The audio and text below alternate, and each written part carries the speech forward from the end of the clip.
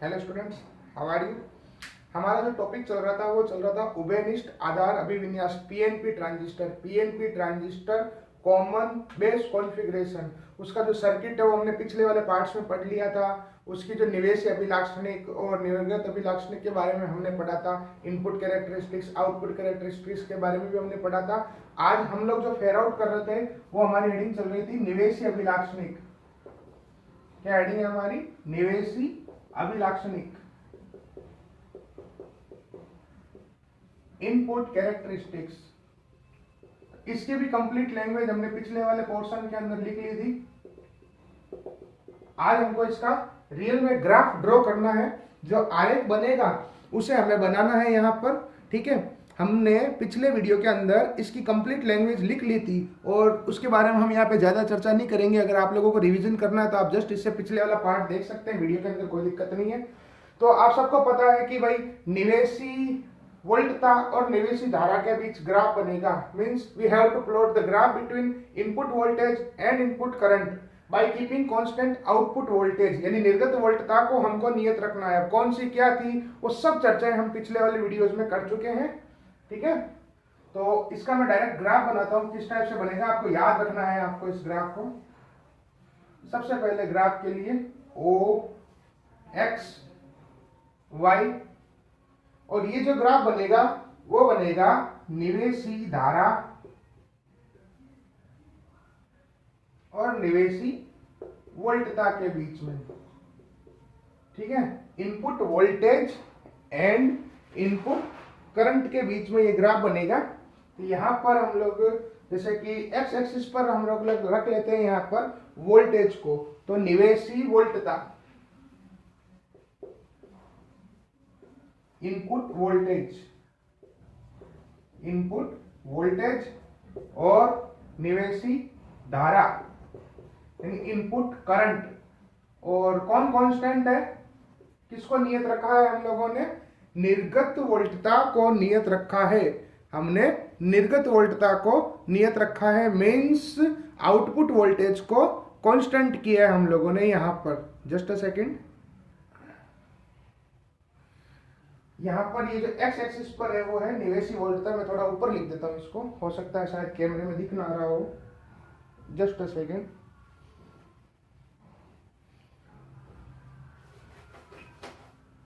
निवेशी वोल्टता,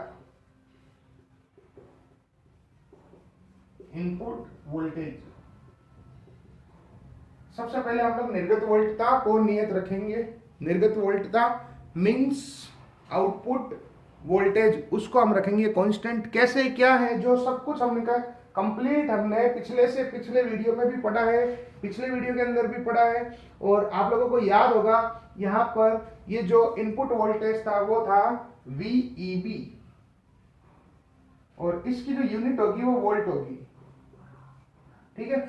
और यहाँ पर जो निवेशी धारा थी, जो इनपुट जो करंट थी, दैट इज IE मीन्स उत्सर्जक धारा, इमिटर करंट, और उसकी जो यूनिट होगी वो होगी मिली एम्पियर।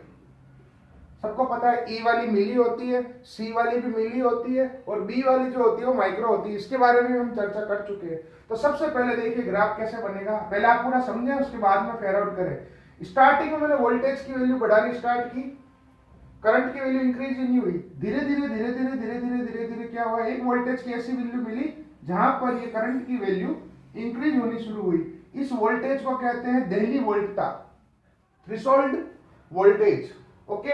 और मान लीजिए यहाँ पर जो मैंने आउटपुट वोल्टेज को, निर्गत वोल्टता को नियत रखा था, वो मैंने रख दिया है, मान लीजिए आप लोग VCB को 0 वोल्ट पर। कितना रखा? 0 वोल्ट पर।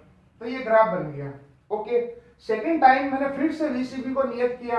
क्यों किया? आप पिछले वाला वीडियो देखिए आपको पता चल जाएगा, उससे पिछले वाला वीडियो देखिए आपको पता चल जाएगा। ये तो हुआ निवेशी अभिलाक्षणिक वक्र, इनपुट कैरेक्टरिस्टिक्स कर्व। और अब मैं फिर से दूसरी बार इसको कांस्टेंट रख के फिर से ग्राफ बनाता हूं। यहीं से ग्राफ उठेगा, काफी हद तक साथ चलेगा और फिर अलग हो जाएगा। इस समय वोल्टेज की जो कांस्टेंट वैल्यू है that is -10 volt. -10 volt, minus इसलिए क्योंकि दूसरी जो बैटरी है वो उत्क्रम अभिनति के अंदर है, मींस रिवर्स बाइसिंग के अंदर है। आप यहाँ पे 10 वोल्ट लिख सकते, बुक में यहाँ 5 वोल्ट लिखा हो तो 5 वोल्ट लिख देते हैं, ऐसा करते हैं, ठीक है, कुछ भी लिख सकते हैं, कोई दिक्कत नहीं है। फिर तीसरी बार फिर से VCB को कांस्टेंट किया, फिर से ग्राफ प्लॉट किया, इधर आते आते आते यहाँ तक सेम, फिर से अलग लाइन बन जाएगी यहाँ पर इस टाइप से, और यहाँ पर इस बार कांस्टेंट थी VCB की वैल्यू -10 वोल्ट। ये जो है हमारा बन गया निवेशी अभिलाक्षणिक, मींस इनपुट कैरेक्टरिस्टिक्स। अब इसको फेयर में थोड़ा अच्छे तरीके से, सुंदर तरीके से कैसे बनाना है वो भी मैं आपको बता देता हूँ। एक बार इसको मैं रब कर देता हूँ और अच्छा डायग्राम बना देता हूँ इसी ग्राफ को मिटा के, कि आपको कैसे बनाना। ये तो रियलिटी थी कि कैसे बना है। आप लोगों को सीधी यहां से एक लाइन लेके आनी है, एक्सिस तो बनानी नहीं है क्योंकि वो ऑलरेडी बनी हुई है। यहां पे 1, ये 2 और ये 3। यहां VCB जो नियत हो जाएगा वो हो जाएगा 0 वोल्ट। दूसरी बार में VCB -5 वोल्ट, चाहे तो आप -10 लिख के अगले वाले को -20 कर दो, कोई दिक्कत नहीं है। यहाँ -10 वोल्ट। ये बन गया हमारा निवेशी अभिलाक्षणिक वक्र, इनपुट कैरेक्टरिस्टिक्स कर्व, या फिर निवेशी अभिलाक्षणिक मींस इनपुट कैरेक्टरिस्टिक्स। और इससे भी ज्यादा अच्छा बनाना चाहते हैं एग्जैक्ट पूरे नंबर लाने के लिए, तो आप लोग जो पहले जो मैंने बताया उसको और इसको माइंड करते हुए चलाएं कि काफी हद तक उसको साथ लेके आए लाइन को। जैसे यहाँ से 1, फिर दूसरी को जस्ट आगे से लेके आओ, यहाँ से 2, और तीसरी को भी आप आगे से लेके आओ। ये सबसे सही ग्राफ बनाएंगे, एकदम सही ग्राफ बनाए। तो आपको भी इसे 2-3 बार रफ में प्रैक्टिस करनी है। जब आपका ग्राफ बन जाएगा, ये हो जाएगा हमारा VCB 0 वोल्ट, यहाँ VCB -10 वोल्ट या 5 वोल्ट, यहाँ VCB -10 वोल्ट। इस टाइप से ये ग्राफ बन जाएगा। एक टर्म आएगी अब यहाँ पर हमारे निवेशी गतिक प्रतिरोध या गतिक निवेशी प्रतिरोध, dynamic input resistance, dynamic input resistance, यानी कि प्रतिरोध कितना होगा निवेशी का, उसके बारे में। और यहां पर एक लाइन में आपको बता देता हूं, टैग लाइन, ये एकदम सही ग्राफ है। आप चाहे तो इससे भी अच्छा ग्राफ बना सकते हैं। कि यहां पर एक टैग लाइन में आपको बता देता हूं कि ये जो थ्रेशोल्ड वोल्टेज है, यहाँ पर ये जो दहली वोल्ट का जो है उसका मान 0.1 वोल्ट से 0.5 वोल्ट होता है। वो डिपेंड करता है ट्रांजिस्टर कौन सा है, सिलिकॉन है, जर्मेनियम है, मतलब अलग अलग है। तो आपको सिर्फ इतना बताना है, इस ग्राफ के बारे में इतना लिखना है कि प्रारंभ में VEB का मान बढ़ाने पर IE का मान नहीं बढ़ता है। फिर VEB का एक निश्चित मान प्राप्त होता है जब IE का मान बढ़ना प्रारंभ होता है। Initially if we increase the value of VEB, the value of IE will not increase, and after a certain value of VEB, the value of IE will increase accordingly. That voltage is called stopping voltage। वैसे stopping potential के बारे में हम chapter number 13 में पढ़ चुके हैं, photo electric effect modern physics में, फिलहाल उसके बारे में ज्यादा चर्चा नहीं। और इस स्टॉपिंग पोटेंशियल की, स्टॉपिंग वोल्टेज की दहली वोल्टता का मान होता है 0.1 वोल्ट से 0.5 वोल्ट। अब ये प्रतिरोध क्या होता है, V/I, उसी को तो प्रतिरोध कहते हैं, ठीक है। गतिक है, डायनेमिक है, इसलिए हम लोग ग्राफ के हिसाब से यहाँ पर डेल्टा लगा देंगे, यानी कि मान बदल रहा है तो यहाँ पे भी डेल्टा R आ जाएगा, ठीक है। अब ये इनपुट के लिए है, निवेशी के लिए, इसलिए यहाँ बेस पे मैंने लगा दिया I, इसके साथ में मैंने यहाँ लगाया B। इसका मतलब कॉमन बेस वाला सर्किट है, ये कॉमन बेस वाला सर्किट है, यानी उभयनिष्ठ आधार वाला सर्किट है। फिर से बताता हूं मैंने क्या किया। R बराबर क्या होता है, V/I, सबको पता है R बराबर होता है V/I होता है। तो यहां पर डेल्टा किसने लगाया, क्योंकि गतिक है, डायनेमिक वैल्यू है। ग्राफ से कैसे वैल्यू निकालते हैं मैंने आपको सिखाया था एक बार, ठीक है।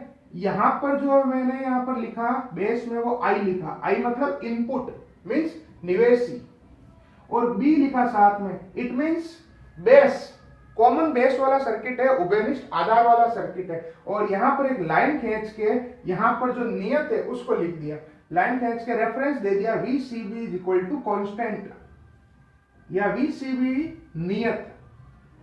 ये जो सब बन गया हमारा फॉर्मूला, ये किसका है, निवेशी गतिक प्रतिरोध, ठीक है, या गतिक निवेशी प्रतिरोध, इनपुट डायनेमिक रेजिस्टेंस या डायनेमिक इनपुट रेजिस्टेंस। अब एक लाइन और यहां पर मेंशन करनी है आपको, बुक में यहाँ डेल्टा नहीं लगाया है, तो आप लगाओ तो लगाओ, नहीं तो मत लगाओ, कोई दिक्कत नहीं है। इस RIB की जो वैल्यू है, इस RIB की जो वैल्यू है, RIB मतलब इनपुट रेजिस्टेंस, निवेशी प्रतिरोध, किसके लिए, कॉमन बेस के लिए, उभयनिष्ठ आधार के लिए, वो 50 ओम से लेके 100 ओम की कोटि का होता है। ये रेंज जो है वो याद रखना आप लोग, यानी इसकी जो रेंज है वो 50 ओम से लेके 100 ओम के बीच में होती है। तो ये जो अभी जो आपको ये जो मैंने ग्राफ बनाया और जो लैंग्वेज बोली वो आपको फेयर आउट करनी है। जस्ट पिछले जो लास्ट पार्ट आया था ना अपने इसी चैप्टर का, उसी के जस्ट आगे ये हमारा निवेशी अभिलाक्षणिक इनपुट कैरेक्टरिस्टिक्स कॉमन बेस के लिए, उभयनिष्ठ आधार के लिए कंप्लीट हो गया। कल के वीडियो में आपको मिलेगा इसी के लिए निर्गत अभिलाक्षणिक output characteristics. Okay, thank you.